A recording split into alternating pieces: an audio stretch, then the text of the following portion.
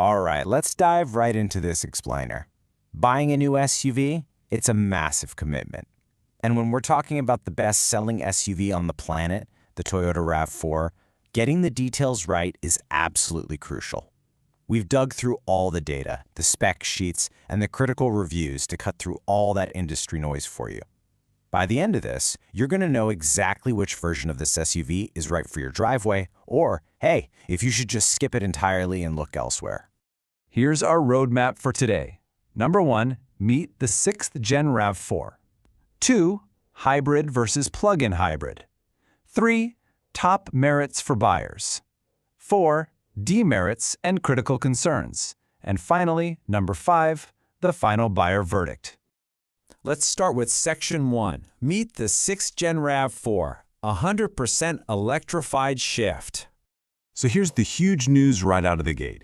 You no longer have to pay a massive premium just to avoid that older, gas-guzzling formula. Toyota has literally drawn a line in the sand here. Their 100% electrified lineup is now the absolute baseline.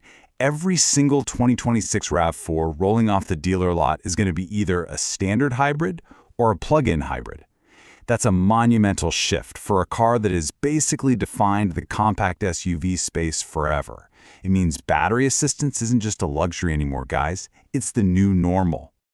But that brings us to a really interesting question.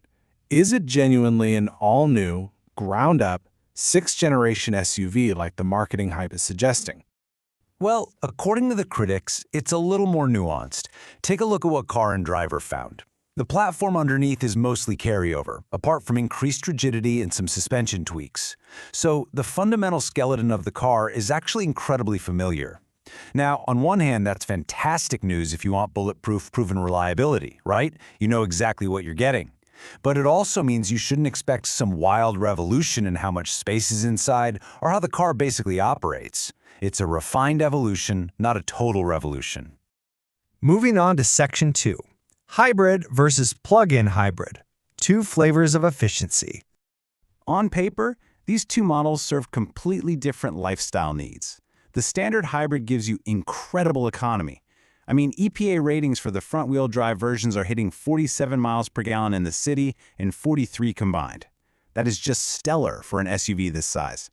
But then you have the plug-in hybrid, or PHEV, which gives you up to 54 miles of pure all-electric range before the gas engine even thinks about waking up. Also, check out the drivetrain. The standard hybrid gives you a choice of front-wheel or all-wheel drive, but the PHEV makes all-wheel drive standard across the board.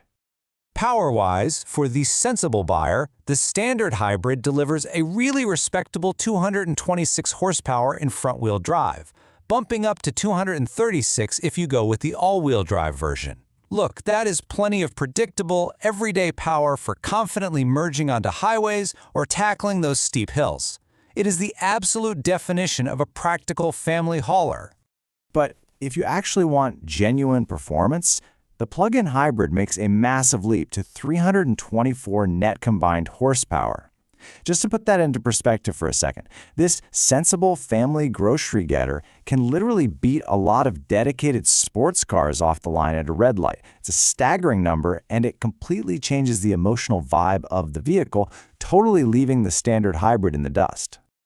Okay, but wait, before you run out and buy the PHEV for that 324 horsepower, you really need to watch out for the trim levels because the charging hardware varies wildly. If you grab the XSE or Woodland trims, you get an 11 kilowatt onboard charger with DC fast charging, rocketing your battery from 10% to 80% in about 30 minutes. But if you buy the SC or GR Sport trims, you're stuck with a 7 kilowatt charger that takes a grueling 4 hours to do that exact same charge. Imagine figuring that out after you bring it home. That is a huge difference in everyday convenience, especially if you rely on public chargers. Let's look at Section 3, top merits for buyers, efficiency and practicality. The biggest win across the board here is just undeniable efficiency. With up to 47 mpg in the city for the standard hybrid and an impressive 54 miles of EV range for the SE plug-in, these numbers translate to a massive lifestyle upgrade. Think about it. School drop-offs, grabbing groceries, your whole daily commute. You could do all of that without ever burning a single drop of fuel if you opt for the PHEV and just plug it in every night. And beyond the fuel savings, you're getting excellent practical space and a seriously overdue tech upgrade. Toyota put their Safety Sense 4.0 in every single 2026 RAV4. Plus, you get a totally new audio multimedia system running on the Arena software platform. Basically, Toyota has finally dragged their dashboard tech out of the dark ages and up to modern smartphone standards. Combine that with a massive cargo area and Toyota's legendary reputation for reliability and high resale value, and man, you've got an incredibly sensible package. All right, Section 4, Demerits and Critical Concerns, the reality check. Because, let's be real, no vehicle is perfect. Reviewers agree that if you want a whisper-quiet, premium cabin or a super sporty, thrilling connection to the road, you're going to be pretty disappointed. Car and Driver really knocked the interior for being full of hard plastics, saying it feels a bit more like a durable Tupperware bin than a luxury suite. Edmunds pointed out that the driving excitement is pretty limited by design, and the standard hybrid engine can get noticeably noisy when you step on the gas. Plus, when it comes to ride refinement, rivals like the Hyundai Tucson are just quieter inside, and the Subaru Forester and Mazda CX-5 offer a noticeably smoother ride over rough pavement. There is also a massive caveat for the plug-in hybrid. Its benefits are literally entirely dependent on your charging access. If you can plug it in at home or at work reliably, you're golden. You maximize your EV range and your value. But if you don't have regular access to a charger, you are basically just hauling around dead battery weight.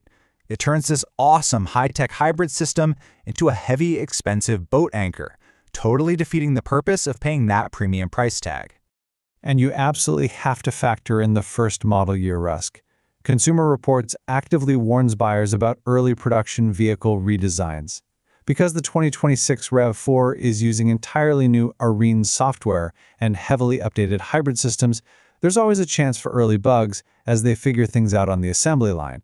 If you're a conservative shopper who just wants turnkey, flawless reliability from day one, you might honestly want to wait for later production cycles.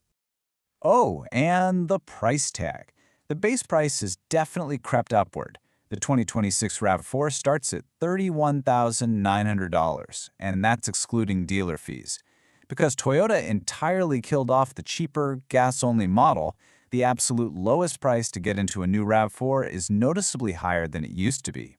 Yes, you're getting awesome hybrid tech as standard, which is great, but your wallet is definitely going to feel that bump at the entry level.